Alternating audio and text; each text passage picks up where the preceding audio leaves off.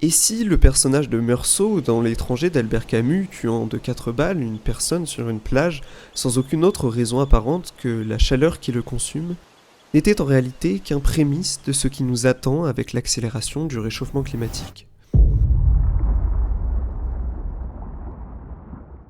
Bon ok, dit comme ça c'est un peu louche, mais récemment je suis tombé sur un article qui m'a interpellé. C'est attesté, durant les périodes de forte chaleur qui tendent à se multiplier avec le réchauffement climatique, les cas de féminicide augmentent significativement. Et si on se penche ne serait-ce qu'un peu sur le sujet, on observe que ça ne concerne pas que les cas de féminicide, mais bien tous les types de crimes, des moins violents aux plus violents. Le sujet est largement documenté, et ce depuis les années 1990. À cette période, des études s'intéressent surtout aux liens de causalité entre température et crime. Plus la température est élevée, plus la criminalité l'est également. Cependant, et c'est quelque chose qui a été pris en compte dans les études postérieures, il faut s'intéresser aux conséquences indirectes de la hausse des températures. Inondations, sécheresses, événements climatiques extrêmes entrent également en jeu dans la hausse de la criminalité. Il y a une étude américaine qui a estimé qu'entre 2010 et 2099, le réchauffement climatique entraînerait, rien qu'aux États-Unis, 22 000 meurtres, 180 000 viols, 1,3 million de cambriolages et enfin 2,2 millions de vols supplémentaires. Et cette tendance, on peut s'attendre à l'observer dans tous les pays du globe, qui subissent également les effets de l'accélération du dérèglement climatique. Mais pourquoi donc ce lien si étroit entre changement climatique et criminalité ? Avant de répondre à cette question et d'entrer dans le détail, j'ai un petit disclaimer à faire. Le changement climatique, dans les exemples que je vais exposer, n'est jamais le facteur numéro 1 d'explication du crime. Il s'additionne bien souvent à d'autres facteurs, dont le premier, la situation socio-économique et notamment la pauvreté, qui est le premier facteur du crime.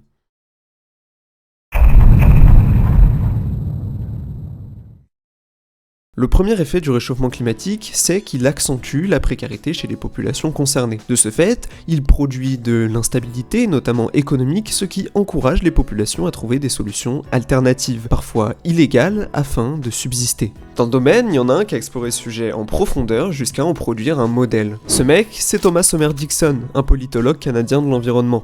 Le modèle qui porte son nom met en lumière l'interaction entre la rareté des ressources renouvelables, telles que l'eau et le sol, et l'apparition de conflits violents au sein des pays. Il y a un cas qui illustre très bien ce modèle, c'est le cas brésilien. Au Brésil, 35% de la population travaille dans le domaine agricole, et parmi ces 35%, près de 92% de la main-d'œuvre n'est pas qualifiée. Dans une étude datée de 2022, l'économiste Phoebe Ishak s'intéresse aux liens entre homicide et météo dans le Brésil rural. Entre 2014 et 2017, le pays a connu sa pire sécheresse depuis 100 ans. Les conséquences directes de ça, c'est la perte d'une part importante des cultures de café et de haricots notamment. La conséquence indirecte maintenant, c'est une hausse de 34% des homicides pour chaque dégradation météorologique d'une unité d'écart type. Pour faire simple, par exemple, pour 1 degré moyen de température supplémentaire, il y a 34% d'homicides en plus. Cette hausse de la violence, on peut l'expliquer par la réduction des revenus agricoles dus aux mauvaises récoltes. Les agriculteurs, afin de compenser leurs pertes, peuvent être tentés d'avoir recours à des activités illégales. Et cette même délinquance qui participe à une hausse de tension dans la société peut amener les concernés à avoir recours à la violence, ce qui explique la hausse du taux d'homicide. En quelque sorte, ici, on peut dire que la criminalité s'auto-alimente. En fait, ce qu'il faut comprendre, c'est que par l'instabilité qu'il crée, le dérèglement climatique érode les institutions. Il crée des brèches, des endroits où l'État n'intervient pas, ou du moins n'intervient plus. Et si l'État n'intervient pas pour lutter contre la précarité qui touche les populations exposées au changement climatique, il est normal que les concernés, incertains de l'avenir, contournent un système légal défaillant afin de subsister. Dans ce cas-là, on parle d'anomie, l'état de celui qui ne reconnaît plus les règles communes. Et cela crée évidemment de la criminalité, car ne pas respecter les règles communes, les lois, même si elles sont injustes et défaillantes, c'est déjà être un criminel. Face à un état défaillant, la migration apparaît bien souvent comme la dernière solution. Migrer vers un endroit ou un autre avenir que l'agriculture est possible, par exemple. Dans les pays les plus durement affectés par les effets du réchauffement climatique, on observe un exode rural massif vers les villes, même les plus pauvres. L'immigration massive d'agriculteurs qui s'additionne avec l'incapacité des autorités à gérer cet afflux croissant de population est source de violence. C'est notamment le cas à Port Moresby, en Papouasie-Nouvelle-Guinée. Là-bas, les autorités attribuent en partie l'intensification de l'activité des gangs à l'arrivée de jeunes hommes sans emploi, sans attache ni filet de sécurité sociale, ce qui les rend vulnérables au recrutement des gangs. Et vous savez au recrutement de qui ces populations sont également vulnérables? Et oui, des organisations terroristes. En 2015, à l'occasion de la COP21, François Hollande disait ça. Des États risquent de ne plus pouvoir satisfaire les besoins vitaux de leur population avec des risques d'affrontement pour accéder à ce bien de plus en plus rare qui s'appelle l'eau. Oui, ce qui est en cause avec cette conférence sur le climat, c'est la paix. Cette déclaration, elle est particulièrement vraie pour la région du lac Tchad, à la croisée du Niger, du Nigeria, du Cameroun et du Tchad. Dans la région, la progression des groupes terroristes est en grande partie à attribuer au réchauffement climatique. Les sécheresses successives entraînent une baisse du niveau du lac, privant les populations d'une ressource qui est essentielle. Couplée à la surexploitation des sols, cela plonge la région dans une extrême pauvreté, facilitant le recrutement des populations par le groupe terroriste Boko Haram. On en revient encore ici à la défaillance de l'État. On a des jeunes marginalisés qui se sentent délaissés par un État qui ne leur apporte pas d'aide, tandis que les groupes terroristes leur apportent une sécurité économique et par-dessus tout une possibilité de s'identifier. Je pense qu'il y a quelque chose ici qui devrait nous interpeller.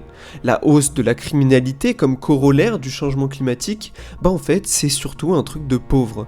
Et il y a deux raisons principales à ça. Déjà, la criminalité touche surtout les populations précaires. Ça, c'est quelque chose d'acquis, je pense. Enfin, plus t'es riche, mieux tu peux t'adapter au réchauffement climatique. Il y a une étude qui a été faite sur la ville de Los Angeles qui montre que le lien entre chaleur et criminalité est 50 fois plus visible entre un quartier avec un taux de pauvreté de moins de 5% et un avec un taux supérieur à 24%. On peut expliquer cette différence de manière assez simple en réalité. Les plus aisés ont souvent des logements bien isolés, climatisés, et peuvent adapter leurs horaires de travail aux températures, ce qui n'est pas le cas des plus précaires, qui eux subissent la chaleur au sens premier du terme. Là, écoute, comme tu peux voir, il fait 35 degrés. Même 36. C'est comme ça qu'ils crèvent les vieux. Vous me disiez là, on sent que c'est chaud au niveau des pieds là. Oui, c'est la bruit est comme là. Donc là, on voit que les zones qui surchauffent, c'est aussi les zones où les personnes sont les moins riches. Là, vous vous dites sûrement et légitimement, ok, ils ont chaud, mais ici, il n'est pas cas de pénurie de ressources ou bien de précarisation directe. Alors pourquoi donc la criminalité augmente ?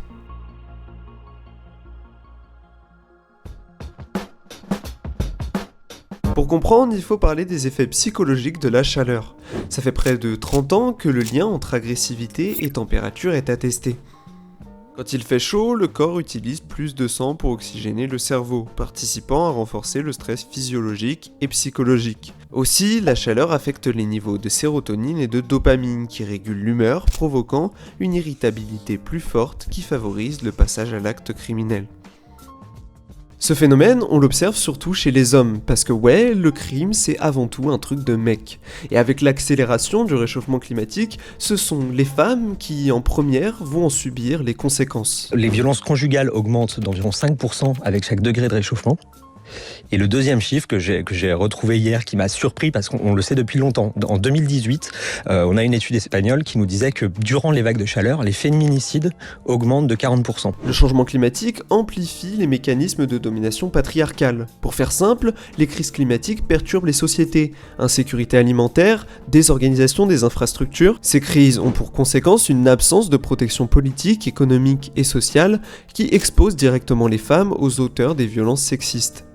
En quelque sorte, l'éloignement et la faiblesse de l'État mènent à un retour aux structures traditionnelles du patriarcat.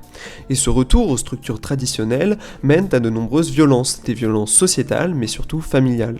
Car en effet, durant les périodes de crise, les familles sont plus souvent amenées à être confinées, augmentant de fait les tensions. Une publication de 2025 portant sur le Mexique souligne le lien entre sécheresse et hausse des violences domestiques contre les femmes. Un phénomène intéressant y est souligné. Dans les foyers où les revenus agricoles générés par les hommes sont la principale source de richesse, la perte de ces revenus tend à renforcer l'importance relative des activités réalisées par les femmes. Les hommes, menacés dans leur pouvoir économique et leur source d'autorité traditionnelle, tendraient à être plus violents par peur de perdre cette autorité. On l'a compris, la chaleur affecte la santé mentale mais aussi la santé physique. Carlos est un ouvrier du BTP. Il travaille toute la semaine, voire même tout le week-end, pour compléter ses revenus. En plus de crever de chaud sur les toits, là où le soleil frappe le plus fort, il a mal de partout à force de se déplacer, de se baisser et de soulever des charges lourdes. Il souffre, mais ce taf, il en a besoin pour survivre, pour que sa famille survive. Alors, pour tenir le coup, il consomme de la drogue. Ça l'aide à avoir plus d'énergie, mais aussi à apaiser la douleur. Ça détruit sa santé, mais c'est son seul échappatoire.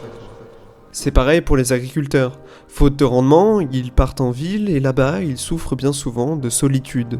La drogue, c'est leur seul répit. Et cette manière de consommer de la drogue en réponse aux conséquences indirectes du changement climatique, on l'observe un peu partout, mais surtout dans les pays les plus concernés, et notamment en Jordanie. Là-bas, la part de drogue en transit destinée à la consommation intérieure est passée de 5 à 15% en quelques années selon les chiffres du journaliste Peter Schwarstein. Ici, on parle surtout de drogue douce, mais ça suffit pour faire des consommateurs des criminels aux yeux de l'État.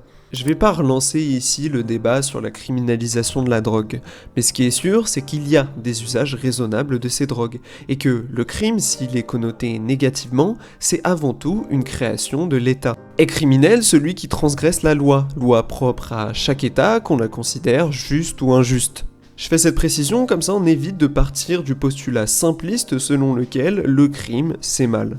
Tout ce que j'ai essayé de montrer ici, c'est que le taux de criminalité risque d'augmenter en même temps que le réchauffement climatique s'aggrave. Maintenant qu'on sait tout ça, qu'est-ce qu'on fait ?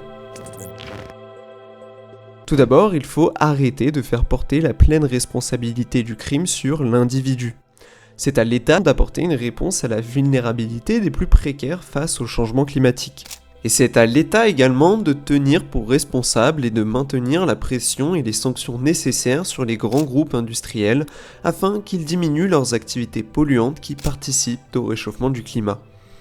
Le climat, c'est une question de santé publique au sens large. Une société qui subit le changement climatique, c'est une société sous tension, et donc une société où le crime est plus susceptible de proliférer. Alors, au lieu de pointer du doigt les étrangers, quand il s'agit de dénoncer la prétendue insécurité dans laquelle la France serait plongée, pourquoi pas plutôt s'attaquer aux patrons du CAC 40 ? Peut-être qu'enfin, on toucherait aux vraies racines du crime. Merci beaucoup d'avoir regardé cette vidéo. Je n'ai pas pu être exhaustif et dresser une liste de tous les types de crimes qui allaient augmenter dans le même temps que le changement climatique s'aggrave, car il y en a beaucoup. Par exemple, le braconnage avec les espèces de plus en plus rares, animales et végétales, mais aussi des pratiques criminelles plus discrètes comme le climato-blanchiment, c'est-à-dire le fait d'éviter ou de réduire les taxes climatiques payées par les grandes entreprises. Bref, je n'ai pas pu parler de tout ça, mais je vous invite à lire les sources que je mettrai en description afin de vous dresser un portrait plus large du sujet si ça vous intéresse. Aussi, c'est la première vidéo que je fais, donc je suis ouvert aux critiques à la fois sur le montage et même sur l'écriture, donc je vous invite à mettre un commentaire si vous avez quelque chose à y dire. Et même d'ailleurs, même si c'est juste pour me soutenir, pour me dire que vous avez bien aimé tel point, etc. etc. Je vous remercie encore d'avoir regardé cette vidéo et je vous redirige vers mon compte Instagram où je vais poster des slides mais aussi des réels sur l'écologie et l'environnement tout en essayant de sortir des cadres d'analyse traditionnels sur le sujet. Et maintenant, j'ai plus qu'à vous dire à la prochaine pour une nouvelle vidéo.